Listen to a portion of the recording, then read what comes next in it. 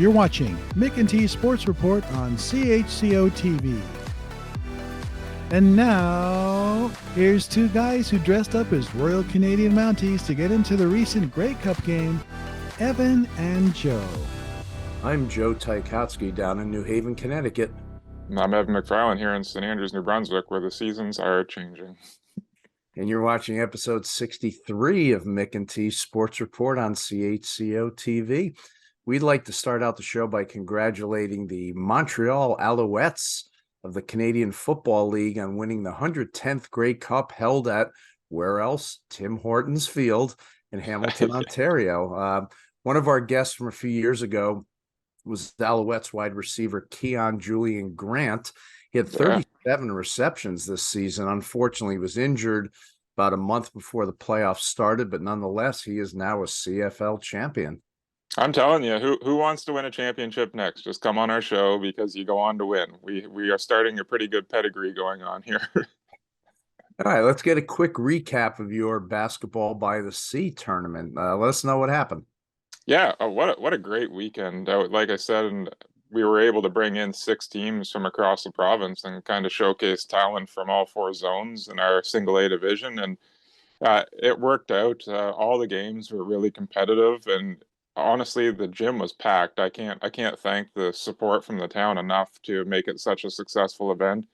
We played the Saturday evening game against Belle Isle, who went on to win the tournament. Congrats to them and to Kim. She runs a great program there. We enjoy having them every year, but the place was absolutely fire. Like, it was loud in that place, and it's a fun gym. You got everybody kind of on top of each other, and when that place gets packed, it's a great spot to be in. But our guys, I was really impressed. We didn't know what to expect going in, and our group of guys worked really hard, and I think our rebuild is certainly ahead of schedule right now, but I'm looking forward to where the season goes, and looking forward to growing that event more, because every team that left was asking when it is next year already. I'm like, can you just give me a weekend? I'm gassed. I want to go home and go to bed. Just let me have some time off. But I think it's turned into one of the marquee single A basketball tournaments in our province, and I'm really proud to be able to run that every year. That's great. And I, believe it or not, I've yet to get an email complaint about the coaching. Yeah, you shouldn't. I've put spam filters on those, so you actually won't. And I also do need to thank Kingsbury Garden and their support for being the tournament sponsor this year, because any financial help that we can get certainly goes a long way to making the event better every year. All righty. Well, it's time for a short break here, but when we come back, we'll be chatting with a woman who is the executive director of Parasport New Brunswick. You're watching Mc&T Sports Report on CHCO-TV in St. Andrews.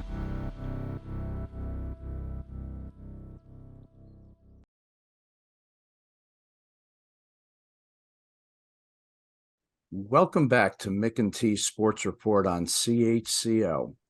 Parasport NB is a leader in providing and facilitating safe and supportive programs for persons with a disability, reducing barriers to participation and integrating all New Brunswickers in the broader parasport community. They are also the governing body for wheelchair basketball and other sports, as well as a supporter of the delivery for all sports in the Paralympic movement.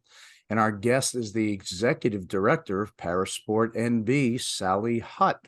Sally, welcome to the show. Thank you for having me. And I just found out you and Evan golfed together at one point. We did, yes. I think he's still far better than I, but I've got work to do to match. The only reason I won, Sally, is because you were banged up back then. Yeah. And this was in the college years? Yeah. Yeah, like last year, right? We're not that old. Okay, yeah. So for people with the extra money, they can see the part of the interview where you tell all of Evan's college stories. But Okay. Good. all right, well, let's get going here. Sally, when did Parasport NB begin, and where is it located? Yeah, Parasport NB has evolved over the years. We're formerly known as Wheelchair Sports New Brunswick, which was the governing body for just wheelchair basketball and wheelchair rugby. That was their only mandate. And in 2017, the awareness of programs were growing the awareness of parasport was growing. However, there were no programs to coincide with the awareness. So there was an investment from the province to grow and expand the mandate of wheelchair sport New Brunswick and at the delivery of all Paralympic sports. So Paralympic movement is the system alignment that we are with. And so we've been around since 2017 as Parasport NB, but governing sports for many, many years. Okay. And how long have you been with the organization, and what are your main responsibilities as the executive director? Yeah, so I started in March of 2017, and I was the inaugural. So first executive director, first staff, full-time staff person with the organization. So when I started, it was jack of all trades, master of none. Everything from social media to grant writing to reporting to recruitment to program delivery. So I'm excited to have a team of 4 now at Parasport NB. So we've continued to grow every year, which really just allows us to run more programs throughout the province for athletes with a disability. Okay, Evan. Awesome. Yeah, to your point about the growth of your staff, I think like you can see just the growth of this initiative in general, and I see it a lot across the province. Accessibility and inclusiveness is becoming huge, and it's awesome to see. But which 2 sports have the highest participation numbers, and what other sports do you offer? So wheelchair basketball would be the longest standing or the longest running parasport in the province, and I would say the para ice hockey has made a very big move in terms of recruitment and programs. We've got some great champions. We've got a national team athlete that has, set the stage. But when you look at sports like wheelchair rugby, the level of function that is eligible to play is much lower. So when you look at finding these athletes, you have to kind of figure out what their functions are and then kind of help guide them into a sport that works for them. Now, what ages are eligible? We have kiddos as young as 6 and old as 60 plus, I'll say, from first involvement to active for life. Now, I see on your website, and just from reading different materials, I see the term classification used with Parasport NB. Give our viewers an idea of what that term means. Yeah, classification is seemingly a touchy subject these days, and it can be viewed as almost a doping in sports. So it is a very rigorous process that athletes have to go through, and every sport has its own classification process determining whether it's functional or medical. So they go through a series of testing, and each athlete would be classed, quote unquote classed, which would then put them in their category, and then they would be competing against like functioning other athletes. So in individual sports, they would be competing as a unit within that class. But then when you look at team sports like wheelchair basketball, wheelchair rugby, there's a little bit of math involved as you're preparing your lineups. For example, for wheelchair rugby, classes go from 0.5 to 3.5, and the lower number is the least functioning athlete, and the higher number is the more functioning athlete. So with four athletes on the court, they have to have 8 points total.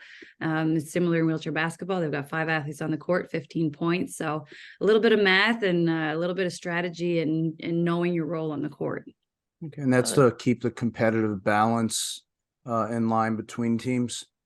Yeah, absolutely. And it also provides, when we look at, wheelchair basketball, for example, in Canada, it's inclusive. The rule is if you can sit, you can play. So if you have a friend with a disability and you're an able-bodied person, you can play on that team. You can go to national championships. You can qualify for Canada Games.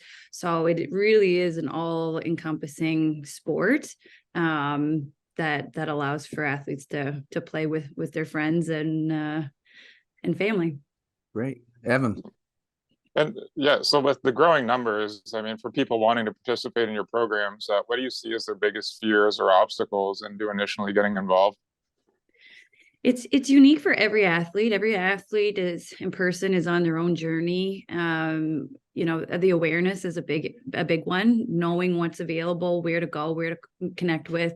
As I said, our team is still slowly growing. So we're trying to reach more corners of our province. So the awareness is challenging, but also the equipment. The equipment is very, very expensive. For even a base for this little 6-year-old to play wheelchair basketball, you're looking at a $6,000 piece of equipment to just go try. So we apply for a lot of grants to try to offset that and be able to provide the equipment for athletes. And then another big part is that transportation. So if you've got a lot of our athletes fall under the poverty line, it may not drive, may not have family members who can help support them to get to their programs. So transportation is a big piece, not only in the actual finding the people to get them from point A to point B, but to have room for multiple chairs in their vehicle. You've got a day chair and possibly a basketball chair or a rugby chair or a sledge or another piece of equipment. So there are a number of obstacles which we try to remove with partnering with municipalities and schools to, house equipment there. So it trying to remove that one part of the transport barrier. Sure. And lastly, how many athletes from the province have participated in the Paralympics? I believe the number to be 15. Fun fact for you is that Dave Durapo, wheelchair basketball athlete, is the first New Brunswicker to ever bring home a gold Olympic or Paralympic medal. So he is he's a superstar on the able-bodied side and the parasport side. And another exciting note is that, every Paralympic Games that are coming, we're seeing more and more New Brunswickers on those Team Canada. So in Rio, we had 3 athletes. In Tokyo, we had 4. I'm looking at Paris, and I'm very optimistic for at least 4 and possibly up to 6 or 7. So hoping our athletes have a great year of competition and can represent Canada next summer. And on that note, while this interview is being taped, there are 5 athletes from New Brunswick in Santiago, Chile, participating in the Parapan Am Games. And we like to quickly mention them. There's Colin Higgins of Rosse, Desiree Isaac Pictou of Eel River, Bernard Lapointe of Moncton, Jesse Canny of Fredericton, and Alex Hayward of Quispamsis. I hope I pronounced all those correctly, names and towns.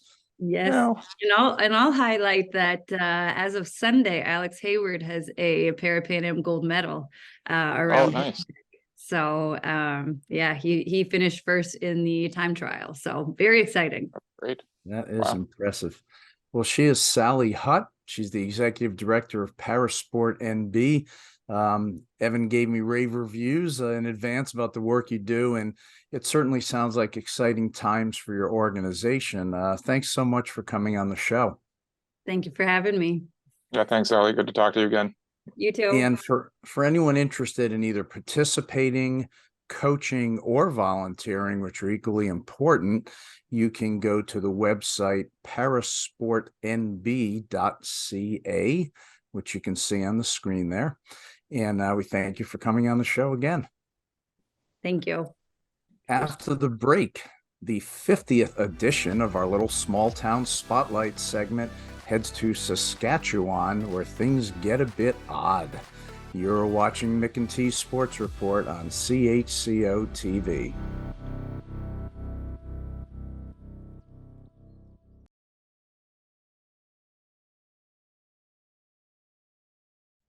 Welcome back to Mc&T Sports Report on CHCO-TV. Back in July of 2020, on our 9th episode of the show, we debuted Small Town Spotlight, a non-sports segment of the program dedicated to the small towns and quirky tourist attractions that help form the fabric of Canada. We started out in Flin Flon, Manitoba, and since then have interviewed people from all 13 provinces and territories, including Ladysmith, British Columbia, Moose Jaw, Saskatchewan, and a town called Joe Bat's Arm in Newfoundland. We've met the owner of a gopher museum, a number of small town mayors, and the owner of a hand pie company in PEI, a restaurant in Newfoundland, and a sugar shack in Quebec. Well, for our 50th edition of Small Town Spotlight, we head to Saskatoon, the birthplace of both Joni Mitchell and Gordie Howe. And while not really a small town, as Saskatchewan's largest city does have a population of over 265,000, it does have its quirks.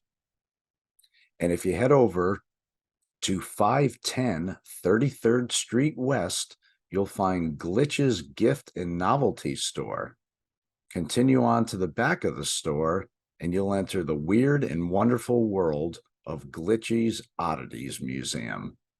Let's welcome in Mike Erman, owner of the Novelty Store and the Oddities Museum. Mike, welcome to the show. Hello, thanks for having me.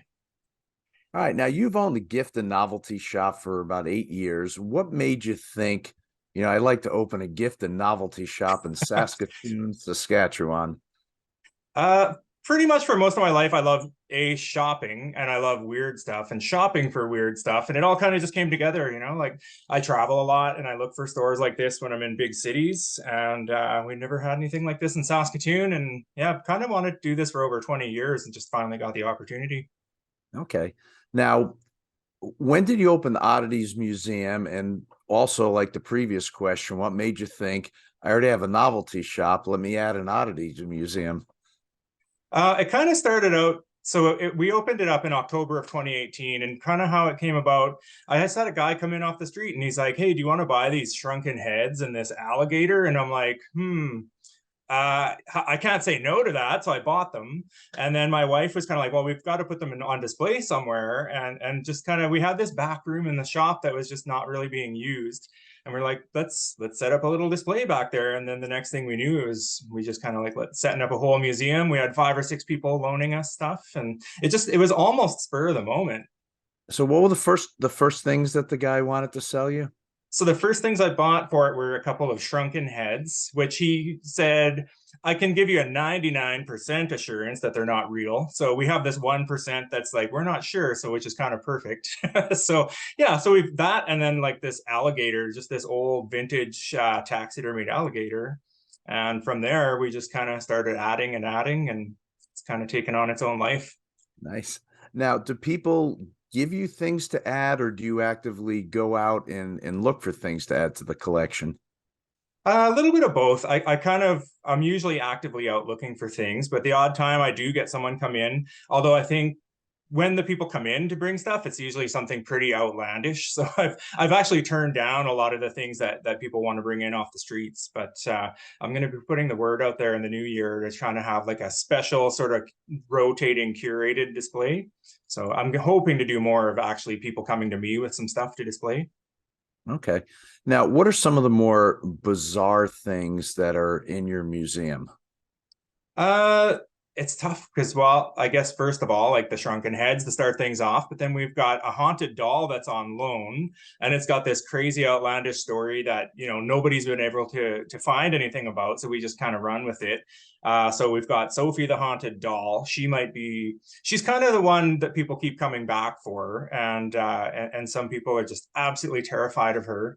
So I would say she's probably it. And then I don't know, it's a tough one. Like we built our own little Zoltar cabinet, and it's the human Zoltar cabinet. So we actually have a guy sitting in there. My friend Pierce has this big beard and he does tarot reads and he looks like Zoltar. And we have him sitting in the Zoltar cabinet once in a while. And I feel like that might be possibly the weirdest thing that we've got going on in here. Now, has someone ever offered you something to display and you thought, that's just a little bit too odd? Yeah, there's been a few. There was one, I got an email from a woman in town, and she's an artist, and she said, I do these paintings and I use blood as paint. And she sent me a bunch of images, and she painted like Charles Manson and Jeffrey Dahmer and stuff like that in her own blood. I hope it was her own blood. Anyways, I never did confirm that. I'm hoping it was her own blood. But it was just, oh man, that's just too dark. So I had to say no to that. And then I had another guy, he's like, I've got some artifacts from this mass murder that happened in Shell Lake, Saskatchewan in the 60s. And again, I'm just like, no, not quite, not quite what we're going for. So yeah, so when people come in off the street, I tend to get these really outlandish things like that. Now, in your novelty store, what are some of the bigger sellers among the items there? That's such a tough one to nail down. We started selling novelty socks and tea towels and things like that with like lots of kind of bright, colorful, sweary sort of words on them. And those have taken a life of their own. So I think socks are almost like my number one. But we've also been bringing in a lot of imported candy from the States and stuff like that. And that's slowly becoming like the number one. I'm almost turning into a candy store up at the front end, which is pretty cool. So yeah, probably socks and candy, I think. Okay. When I think of novelty stores, I don't know, it was probably before your time. On Saturday Night Live, they had the skit where Billy Crystal and Christopher Guest played Al and Herb Minkman, owner of a novelty store, who were concerned that cheap overseas counterfeits were taking away their business. Martin Short was in there as a lawyer, and it was just a classic. But that. Oh, sorry. Go ahead. No. What were you gonna say? Oh, I was going to say that is actually like a valid concern that I still face today. So that's kind of funny that they talked about that, that all that time ago, because that is actually a thing. I have products that I sell in here that I find them online and they're absolute counterfeits and going for a fraction of what I sell them for. So yeah, that's funny that that's actually a legitimate concern. I'll send you the link. So now, how much longer has the novelty store been open as compared to the museum? We opened up the novelty shop in October 2015, and then almost exactly 3 years later, in 2018, we opened up the museum just in time for Halloween. Okay, and I'm sure Halloween is one of your bigger parts of the year in terms. It gets there. It gets there. It's this weird time between Halloween and then scrambling to get ready for Christmas as well. So yeah, it does get pretty busy. Okay. And lastly, we always ask our guests on Small Town Spotlight to plug a local non-chain restaurant. And you came up with two. So what do you have? I did. So my number one I came up with is a little place called Philosophy. They spell it with an F. That wasn't a typo on there. But yeah, so I don't know. It's this little two-story kind of restaurant, and it's like, I don't want to say it's like fine dining, but it's like a step above your family dining. It's got a great ambiance, and their pizzas are just absolutely to die for. So that's kind of where my wife and I and our friends end up. More than anywhere, we end up at Philosophy over and over again. So I have to recommend that one. And the other one, I have to give an honorable mention to the Cave in Saskatoon. And that one has almost become like the Nickelback of like Saskatoon dining experience, where it's just like people just hate it.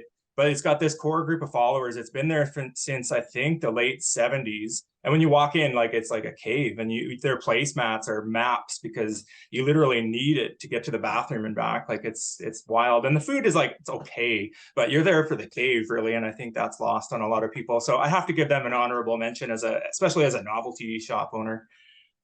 Very cool. So they both sound really nice. Well, he is Mike Erman, owner of Glitch's Gift and Novelty Store. And we forgot to ask before, how did you get the name Glitch's Gift and Glitch? So the store, it's actually just Glitch, singular, Glitch Gifts. And actually my friend Karen came up with the name when we were putting the store together. It was just, I don't know, I was stuck for a name, and she came up with, we were throwing names out there, and my friend Karen was just like, how about Glitch? And I'm like, that is absolutely perfect. And then I put Bigfoot on my logo just because I was wanting to do everything myself. And he's a little weird, and all of a sudden we're like the Bigfoot store. So we have a section of Bigfoot, which is also, I guess, up there in our top sellers. And then when I first opened up, I was next door to a brewery at my old location, and they just started calling me Glitchy Mike all the time. So we kind of thought, well, let's call the museum Glitchies, like Ripley's, but Glitchies. Okay. Yeah. I guess Manson's blood paintings wouldn't have gone over too well. I think that's just a little too dark. Yeah. We've got like the little aliens. I don't know. it's tough to get darker than shrunken heads and haunted dolls, but I think that one crossed a line that I just don't know if I want to cross. Well, once again, he's Mike Erman, owner of Glitch's Gift and Novelty Store, as well as Glitchy's Oddities Museum in Saskatoon, Saskatchewan. You can find out more by going to glitchies.ca, which is going to pop up there on the screen. Mike, thanks so much for being on our 50th edition of Small Town Spotlight. Awesome. My pleasure. Thanks for having me. All right, and we're back.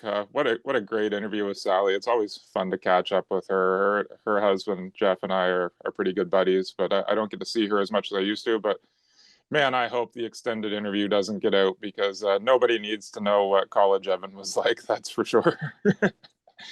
But digging into your T-shirt vault again, Joe. Tell us about the T-shirt you were wearing in the interview with the guy from Saskatchewan. That was a T-shirt from the late, great Cutler's Record Store in New Haven. I also wear that T-shirt the very first time I did Small Town Spotlight. And since that was the 50th time I've done the segment, I figured it was apropos. And after that interview with the guy from Saskatoon, I found out there was a Johnny Cash song called Girl in Saskatoon. And the Canadian group, the Guess Who, had a song called Running Back to Saskatoon. So who knew? But yeah, record stores before your time are great. There's a great one in St. John and one in Fredericton called Backstreet Records. The owner's a guy named Gordy, who I've been seen a couple times, and they've been around almost 45 years, and it's good stuff. So, all right, on to the shout outs. What do you have? Yeah, I'm going to start off giving a shout out to my counterpart out here at the golf course, Mr. Cameron Duncan, who I've had the pleasure of working with for the past 4 years, but he is stepping into a new role in the new year at Antigonish Golf Club in Nova Scotia as the golf operations manager. So big move for him. He's certainly going to be missed around the Algonquin for sure, but we wish him the best of luck. I will probably not go and visit him at Antigonish. Being a UMB alumni, I cannot go near St. FX probably. And I guess the second shout out, Joe, is I got to wish you a happy Hanukkah, as we're in that time of year as well. So all the best to you and yours during this time for you. Thank you. I was going to come up for the big Hanukkah by the sea, but I don't know if it's still on as planned in St. Andrews there. I'm going to give a self shout out here to myself. Last week, I was in downtown New Haven, and as you can see the picture on the screen here, I performed what I feel is one of the best parallel parking jobs in my 46-year driving history. I was amazed. I just people were coming around applauding when I got out of the car. It will never happen again. We'll put it that way. It was just like a Hallmark Christmas movie.